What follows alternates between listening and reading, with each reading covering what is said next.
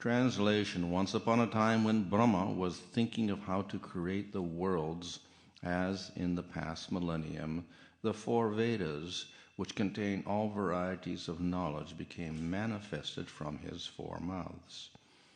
Purport: as a fire can consume anything and everything without being contaminated, so by the grace of the Lord, the fire of Brahma's greatness consumes his desire for the sinful act of sex with his daughter. The Vedas are the source of all knowledge, and they were first revealed to Brahma by the mercy of the Supreme Personality of Godhead, while Brahma was thinking of recreating the material world.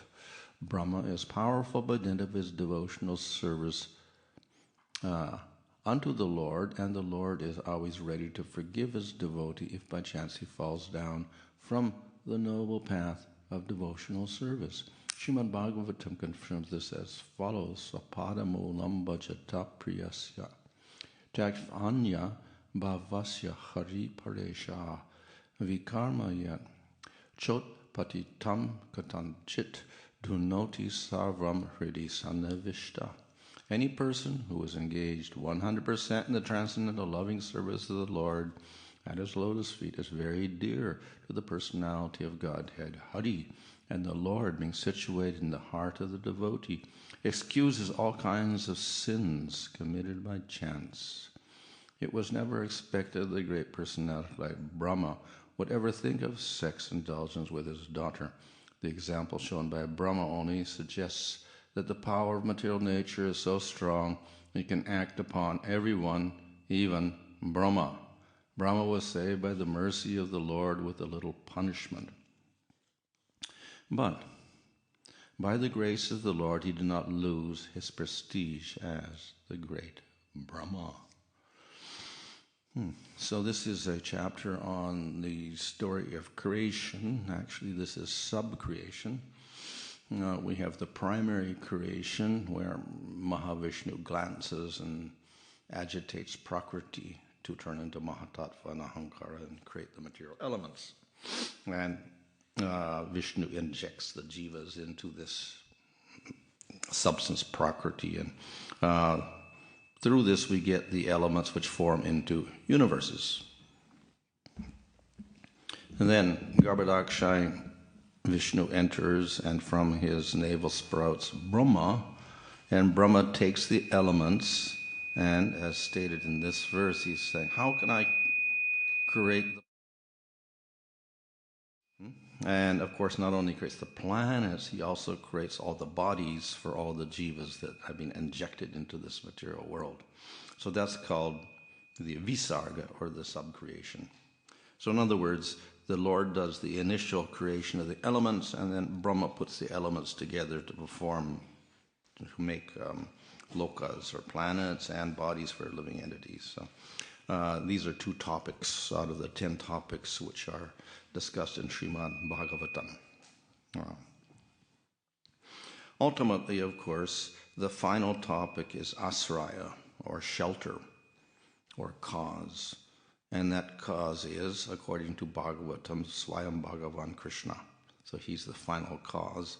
And this is the main topic of Bhagavatam discussed in the 10th canto. And all other topics ultimately must relate to that asraya, Krishna. So therefore, the Mahavishnu creates, Brahma creates, etc. But Mahavishnu is an expansion from Shankarshan, Shankarshan's expansion from Krishna. So ultimately, everything goes back to Krishna. He is the cause of all causes. So all of these descriptions we see here of creation and subcreation, etc., are there because just to indicate the ultimate cause of all causes. Of course, the cause of all causes, though he creates the material world, etc., is actually separate from the creation of the material world. And that's why Krishna acts through expansions. He doesn't personally come with his flute and his blue color and his golden dhoti or whatever and then start making worlds, etc. He doesn't do anything personally. Of course, even Vishnu doesn't do things personally. Mahavishnu glances. He doesn't touch Prakriti at all. But anyway, Krishna is far away from that, and even the Vishnu forms in the spiritual world are completely separate from the material creation. So they take place by the personal intervention of the Lord, but at the same time the Lord is completely separate in the spiritual world. So that is why we have these different expansions taking place, to show that the creation itself, though from our point of view it is quite grand and fantastic, still it is nothing in comparison to the spiritual world. And it's got nothing to do with the spiritual world ultimately, because he's involved in pastimes with his devotees in the spiritual world and is fully blissful. So he's got nothing to do with the material world in one sense. But at the same time, because he is all compassionate and all knowledgeable, he does involve himself in this world. So he does this through his expansions like Mahavishnu, Garbhodakshaya Vishnu, Kshirodakshaya Vishnu. And in this way he monitors everything in the material world through expansion. So that's how everything takes place.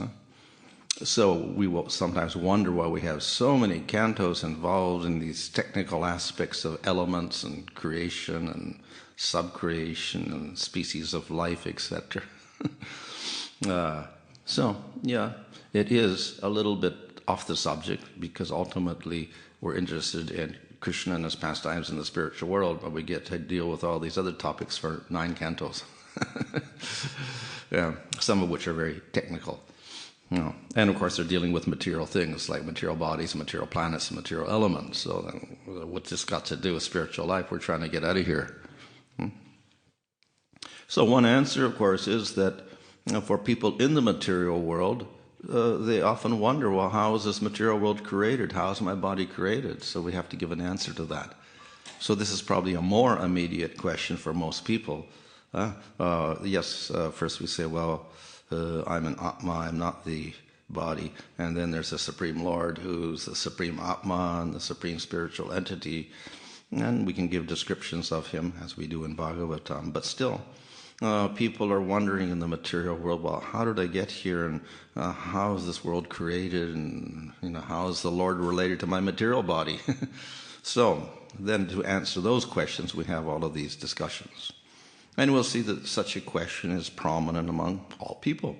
And they ask about creation. And even scientists are asking about creation. How did this world come about? How do animals come about? And they have their answers like evolution and Big Bang and whatever. So we get all sorts of questions like this from not only people involved in religion and philosophy, but also people involved in science. They're asking this question: where did everything come from? How did this world get here?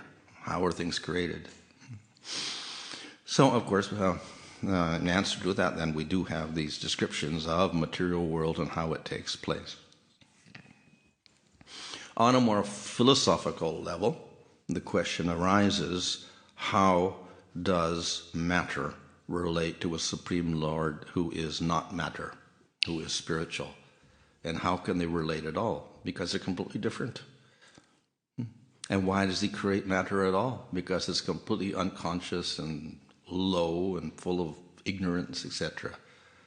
So how does the Lord create such an inferior thing as the material world with the material bodies full of ignorance?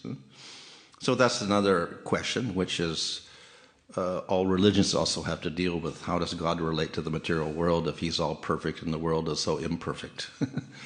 So why is there evil in the world? We have a material world made out of matter, and then we have human beings, and they're killing each other and cheating each other and whatever, and animals are killing each other, whatever. How does God create such a violent world? So these are questions that have to be answered by any philosophy or any religion that talks about God, who's an all-perfect being. So we have to have answers to those questions, and various philosophies and religions try to answer, but maybe not so satisfactorily. And because of that, people also lose faith. So these questions are there, and of course Bhagavatam also answers all of this. And we see how the Lord is involved in creation, but indirectly through his expansions of Mahavishnu, Garbhodaksha Vishnu, Kshirodaksha Vishnu, and also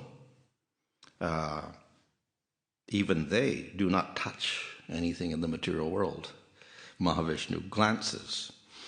Garbhodaksha Vishnu enters, but he's kind of lying down there sleeping on the Garbhodak ocean. And then out of his navel everything comes, so he's still a little bit distant from it. And then we have Kshirodaksha Vishnu on the milk ocean, and he enters into each jiva in the material world, but still, he's untouched. So Paramatma in the heart is there, but he's not contaminated. We have Paramatma and all the devatas and all the human beings and all the demons and all the animals and all the plants, but still completely untouched. So the Lord, by his inconceivable energy, can expand himself into the material world with his form intact and not be contaminated by anything. Even for the most low, wicked, living entities, whatever they are. He's still in there, within them, but he's not contaminated at all. So therefore the Lord can penetrate everything and not be contaminated, which means that he is not like anything in the material world. If I make a pot out of clay, and then my hands get dirty. So I get a little contaminated by working with the clay. And if I make the pot and it develops a crack, then I get blamed for the crack in the pot. So we have this material world with all of its ignorance and tamagun and whatever, and then it has all sorts of faults in it, we see. And then Lord gets blamed for that. But the answer is that, no, this is not the Lord's doing. This is the doing of the jivas. All the imperfections we see in the material world are caused by the jivas, particularly the human being. With their great intelligence, the human beings disturb the workings of material nature. And that's where we start getting problems. All the violence and all the disturbances and all the weather and whatever we get, all the problems in nature taking place because of the human beings. So, how is that possible? Because, and then we have this explanation that Lord is perfect, jivas are also conscious, but not perfect. So they're not exactly like the Supreme Lord, even though they are similar. Jivas in the material world are very unlike the Lord because they do all these violent activities, whatever, full of greed and anger and lust. Jivas in the spiritual world, on the other hand, are like the Lord. They get bodies like the Lord, Sarupya. They live in the same planet, Salokya. They have powers like the Lord, Shashti. So they're very like the Lord. And there's no violence there, there's no problems, no lust, anger, greed, anything there. So the jivas can be either way. That's why they're called tatashta. They can be fully spiritual, or they can cover themselves in material bodies and be the worst demons. So this is the nature of the jiva. And it's because of these jivas that we get all the problems in the material world. So the Bhagavatam discusses how the Lord makes the world according to a certain plan, and he even puts safeguards in there in the form of Brahma as the creator. With his intelligence, he has to create everything for all the bodies, so there's no mistakes. And then he has the devatas there to put control from sattva-gun and regulate everything. And according to the jivas, the human beings, if they do their sacrifices properly, they get the rewards and they can maintain themselves very nicely. And he provides sages to give wisdom.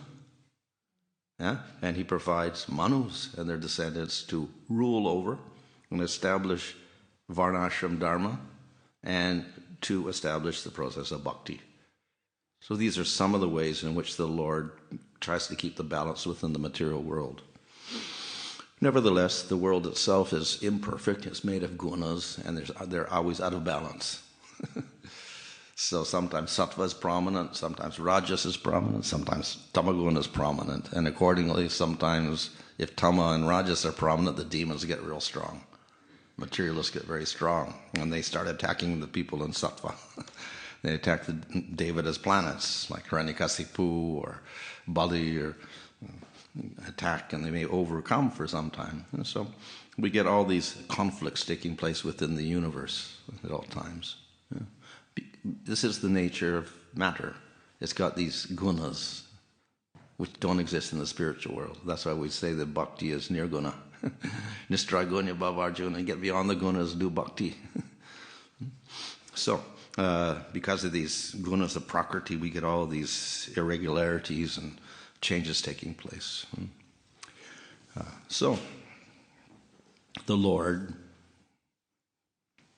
put some controls there. Not only with the sages and the devatas and the manus, the Lord also comes personally. He comes as avatars. So we have a whole description throughout the 9 cantos of all the different avatars from Swayambhuva Manvantara up through the day of Brahma. In every period, the Lord appears as some avatars. And of course, he's also appearing as yuga avatars in every yuga to restore the balance of things. So, in other words, the Lord does care about the living entities in the material world also, and therefore he appears in these ways. Not only that, the Lord also gives the process of bhakti. Bhakti is also part of the spiritual world. Krishna has his internal energy as antaranga shakti or chit shakti, sarup shakti in the spiritual world. Part of that Sarup Shakti, that is the Hladini and Samvit Shaktis, manifests bhakti and prema. So, the Lord puts that bhakti in the material world through the devotees. So it is actually nirguna, beyond the material world, but the Lord puts bhakti in the material world. One of the forms of bhakti in the material world is name of the Lord, Nam Sankirtan, type of bhakti. It is also transcendental. And in fact, Nam Sankirtan is the easiest access to the spiritual world of all the forms of bhakti. So, Nam is also this internal energy of the Lord manifested in the material world, available for everybody. And of course, this is illustrated in the story of Ajamil. Ajamil was, a sinful person, but he chanted the name of the Lord, even accidentally, not with devotion, and was saved from the Yamadutas. So the Lord is manifested in so many ways in this material world. One is through the process of bhakti and name of the Lord. So in this way, the Lord takes care of the living entities in this material world. So thus all these descriptions are there just to show that the Lord is present and active in one sense, not just witnessing everything, but he's quite active in maintaining the balance and also delivering the jivas from the material world through the process of bhakti and nam sankirtan. So, in this way, we cannot accuse the Lord of being indifferent to the material world or being contaminated by the material world. Any contamination or disturbance that takes place is not because the Lord has imperfectly made the world, but because the jivas disturb that, and they cause all the problems. So that answers that type of question.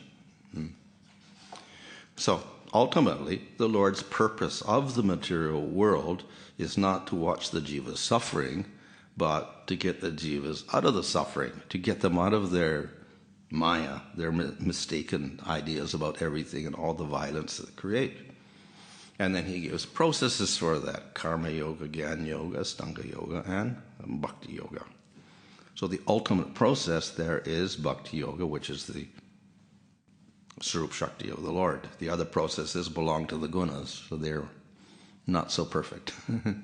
So jnana comes from sattva gun, and karma yoga from tamagun, rajagun combinations. So, but they're for people in the material world that don't aspire to get out. So first they get this karma yoga and they deal with the gunas. When they want to get out, then they take shelter of sattva gun, practice jnana.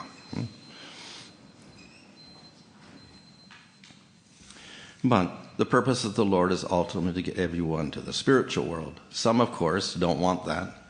They just want a simple solution, get out of the material world, so he gives them Brahman through jnana or Astanga Yoga.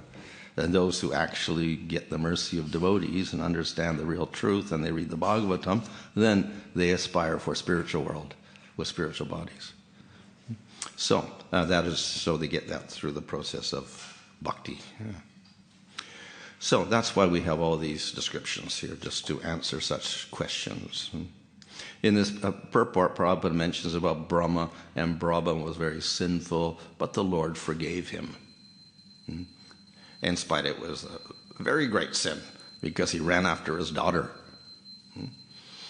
which in the modern world is like scandalous.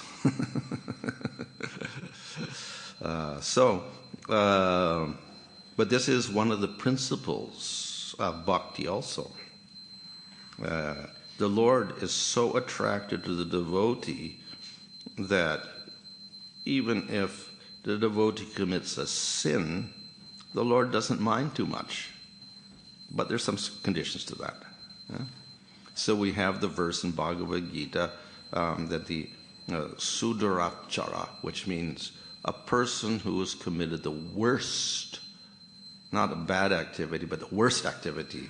Not durachara is bad, and sudara means very bad, very, very bad. So he's committed a very sinful activity. And then Krishna says, well, he's still my devotee. I consider him still to be my devotee after all of that. But there is a little condition there. It's not that the devotee is continually doing worse sinful activities and then doing a little bhakti and coming back and doing some more sinful activities.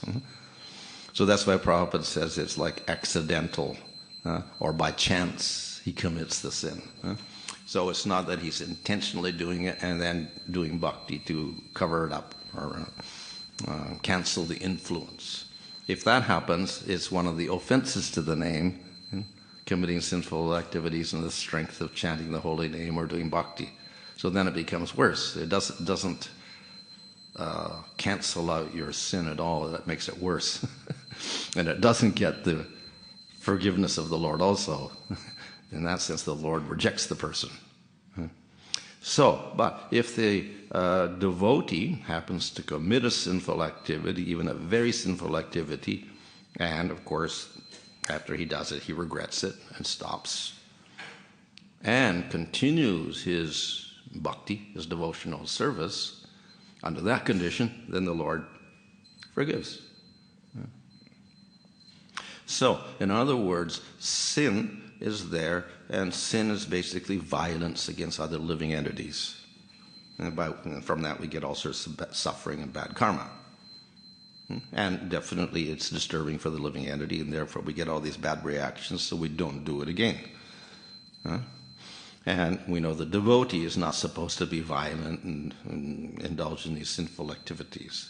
He's compassionate to all living entities. He doesn't want to see anybody suffer. So it's one level, and therefore we get punishment in the form of suffering for all these sinful activities. But if a person takes to the process of bhakti, if he's doing sadhana bhakti, during that process, he is not completely pure. He still has anarthas, and the process of bhakti is anartha nivritti, to destroy the anarthas, which may cause a sinful activity. It's going to take time. So the devotee starts his sadhana and goes through nishta and ruchi and asakti and gets to bhava. So in that process, which takes time, there are anarthas still. And they're gradually getting decrease. But anytime something can spring up and cause a problem. So we see Bharat Maharaj was in bhava stage, and then he got attracted to a deer, and then he stopped worshiping the Lord, even though he saw the Lord directly and had ecstatic symptoms. He forgot the Lord, and he worshipped the deer instead, and then he became a deer because he remembered the deer at death. So he fell from his position.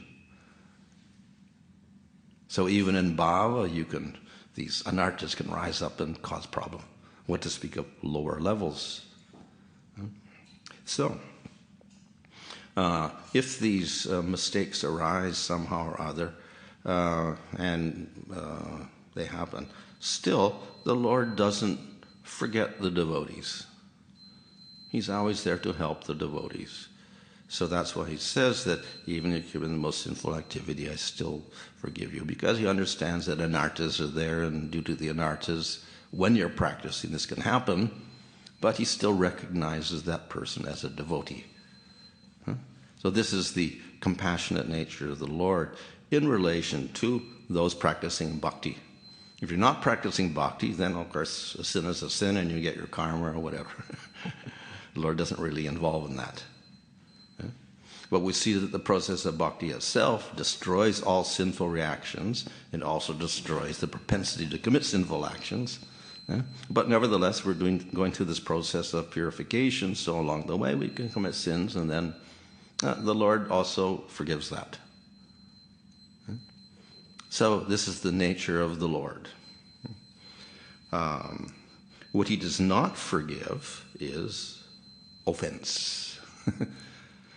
So he forgives sins, but not offense. So what is the difference? Offense is also violence, but it's violence against devotees, not normal living entities, or violence against Supreme Lord himself, or the process of bhakti. So if the violence is against ordinary living entities or anything in the material world, fine, that's a sin, and Lord is willing to forgive if you do it once or whatever. And you don't exploit the process for doing more. But if you do intentionally, you have hostility and show your hostility towards the Lord and the devotee and the process of bhakti and the chanting of the holy name, then that's offense. And the Lord does not forgive that. Why? Because he's so attached to the devotees and the process of bhakti and the holy name that if you start offending that, then he's very disturbed. If it's just normal living entities, fine, he can forgive that, but attack the devotees especially, then very bad. So that is why the offense against the devotee is called the mad elephant offense in Chaitanya Charitamrita, because what does the mad elephant do? It can come into your garden and trample on it nicely without any reason, and your bhakti creeper is finished. So that is, of all the aparads, the Vaishnava aparad is the worst. And compared to that, when he says suduracha, very bad activity you do, still the Lord says you're my devotee. So if you have to murder a person or something by accident, kill a person by accident or whatever, still, Lord forgives. But if you do something against a devotee, no, he doesn't forgive. So that's how this principle works. Yes, for normal sinful activities, the Lord doesn't consider it too much. And rather, he puts emphasis upon the bhakti that you're doing. But when you commit aparad, especially aparad against devotees, actually you're attacking the devotee, you're attacking bhakti, you're attacking the Supreme Lord. So it defeats the whole process of bhakti itself. So how can the Lord be merciful to you when you're destroying bhakti? So, therefore, very bad effects for that. So, in this case, Brahma was forgiven, even he was running after his daughter and whatever. So, of course, Prabhupada points out here that Brahma was a great devotee. It wasn't he was just, some neophyte or whatever. He's a great, exalted devotee also, but as I said, Bharat was in bhava stage, and this Maya can arise there. So it arose in Brahma. So this shows that for anyone in the material world, they have to be very careful, even if they're devotees, because anartha can arise somehow or other, unless you're in the highest position. So this happens to Brahma, so it's a nice warning for us to try to avoid these, taking risks, and thus committing sinful activity. But, of course, more serious than that, of course, is the aparadhs. So that's why every morning we recite the 10 aparadhs. So you just put it in our head. We don't have the aparadhs like killing people and whatever, but we do have the aparadhs, don't offend the devotees. Because it's more serious thing. It destroys your bhakti. So by sinful activity, you get karma. So you can get suffering in the next life, get a bad birth, become an animal or a plant or whatever. So that's one type of degradation. By committing aparadh, particularly the Vaishnava aparadh, you destroy bhakti. So that's even worse for the devotee. He doesn't care about the pains of hell, but does care about bhakti getting destroyed. So for the devotee, then the aparadh is much more serious. And for Krishna also, the aparadh is serious. So we have to be careful of that. I think I'm supposed to end now. It's 8:30. Any question? Yeah.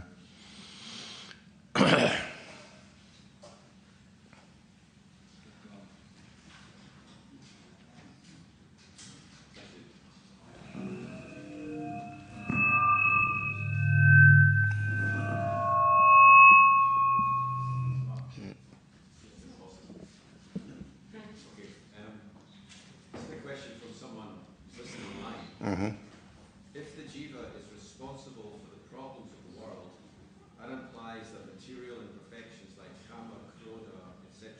are inherent in the jiva. But this contradicts Shastra. If the jiva's actions are influenced by the gunas, then the problems of the world come from prakriti, which is under the Lord's control, and not from the jivas who are conditioned and helpless. Therefore, the faults of the world go back onto the Lord. Can you please reconcile this? Yeah. So yes, kama, krodha are related to the gunas, but we don't see that water becomes angry or water itself, isn't, has these emotions or whatever. So these anarthas that we find in the human being are particular for living creatures that have gross bodies and subtle bodies in the mind. And the fault of the jiva, we can say, is related to prakriti because he takes advantage of prakriti for his enjoyment. The basic fault of the jivas in the material world is they choose to not recognize the Supreme Lord as a master.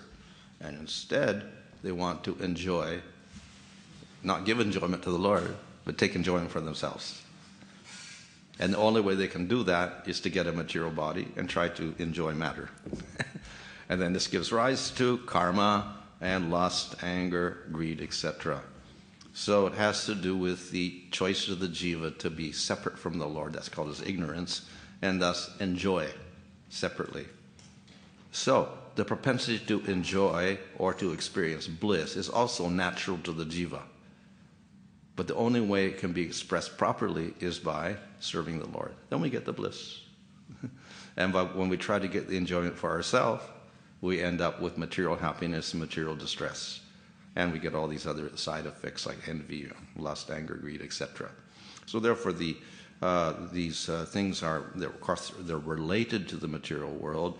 We can say anger rises from tamagun, and passion gives rise to, rajas gives rise to lust, etc. So they're related to the gunas because the jiva, with his desire to enjoy, covered by his gross body and subtle body, contacts objects for his enjoyment, and therefore gets completely tangled up with those things. Yeah? So yes, all these things are related to matter, but it's actually the desire of the jiva to enjoy that causes the jiva to contact all this and end up with lust, anger, and greed.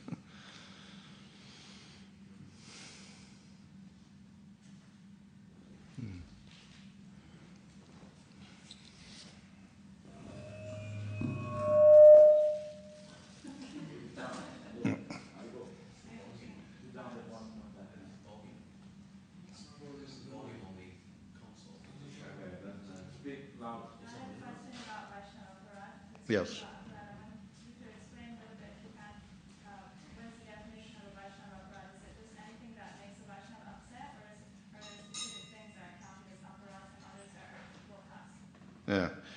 Yeah, so, if the Vaishnava gets upset with another devotee, then we have offended that devotee. That's kind of the general principle. Of course, we know that some devotees get upset very easily and for the wrong reasons, even if they're on a lower level. And the higher we go, the more tolerant and forgiving we are. So we don't experience, people offending us at all. The more advanced we get. So,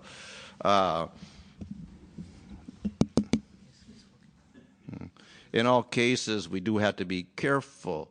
The main idea here is in ourself that we don't have bad intentions to harass or cause problem for the devotee. Yeah? So by accident, you do something, and some devotee may, because they're sensitive, they get upset by that or whatever. So, it causes a little problem, but not much. But when we intentionally don't like a devotee and then we do something to harass them or whatever, then that's an intentional aparad. And of course, if they are exalted, then they won't get upset by that either. But then our intention is bad. So even if they don't get upset by it, still, we're with our intention, we are somehow attacking them or criticizing them or obstructing them.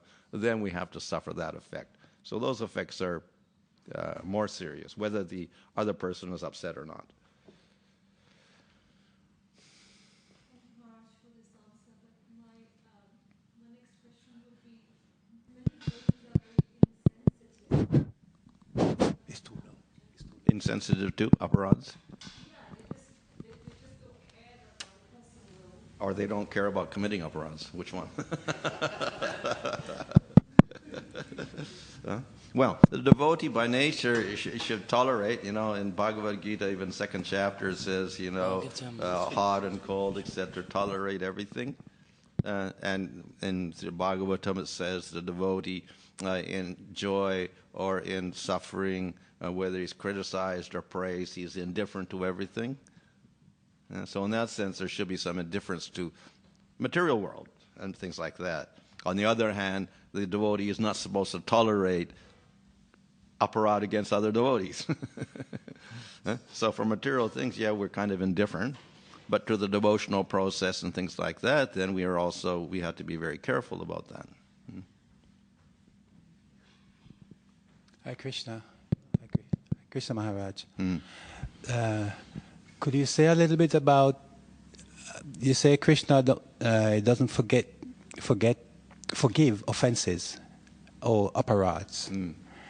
And so maybe you could say a little bit about the difference between the devotee committing an offense, an aparad, and someone who is outside the process, who is in total ignorance of what's going on, committing a violence or offense against devotees. So one thing about the Lord not forgiving, the process of let's say rectifying the offense, if it is, you intentionally do something to a devotee, is you have to go and apologize. I feel repentance, obviously, and then you have to apologize to the person, and he may or may not accept the apology. In any case, if you don't follow that process, when you recognize the aparad, then the aparad stays there and doesn't go away. So Krishna doesn't forgive in that sense. But then Krishna is willing to forgive the aparad if you actually go to the devotee and make amends and apologize, etc. So that's one thing. In the case of devotees committing aparads or materialists committing aparads, obviously the materialists or the demons committing aparads is much more serious because they're very hostile. Now the devotees in general, if they're at least, Madhyama devotees who are somewhat serious, they're not intentionally trying to harass other devotees. We hope not anyway, with such intensity as, someone in the material world, they really hate devotees or whatever. So they don't have such intensity, so therefore not so serious. But we do have to be careful that the devotees don't hold any animosity towards other devotees, which is unjust or whatever. No. If a devotee does some bad activities and then we have to criticize or, point out the fault, okay, that's another thing. But to unjustly, without any let's say, a good cause to start criticizing devotees, or we make up faults or whatever. That's where the problem comes.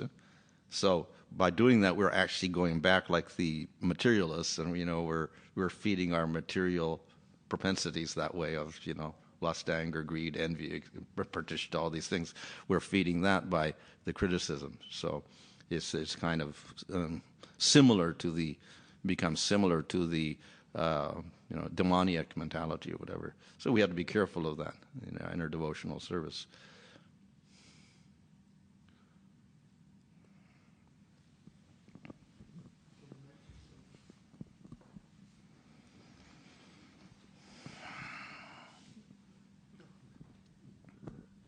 It's something that Vaisheshika Prabhu advised devotees that if there is confrontation, and I know Mother Kalingana, where they say, always take the humble position. Yeah. It's because what happens is the confrontation then leads to, that's what leads to offences. Yeah, more.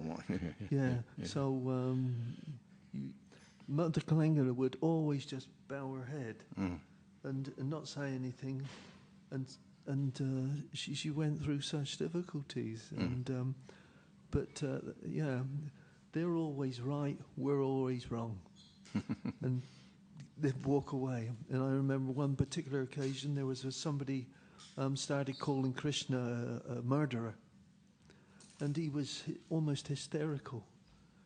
The one thing I did was then just turn away. I didn't argue with him. Because his offences would have got so great, you have to walk away. So of course Lord Chaitanya says we should be humbler than the blade of grass and more tolerant than a tree. Give all respect to all living entities, not respect for ourselves. So that's actually essential to the process of bhakti.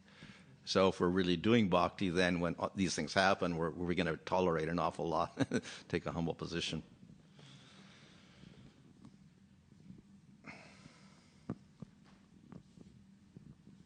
You were speaking about how the devotee shouldn't tolerate criticism of another devotee, but also in the Chaitanya Bhagavat it said that if two devotees are fighting and if you take the side of one, then you're destroyed. So I was wondering, how do we manage this sort of situation? Yeah, we should not encourage more, taking sides this way and that way. Yeah. Okay, I guess we can end here. Okay, Hare Krishna.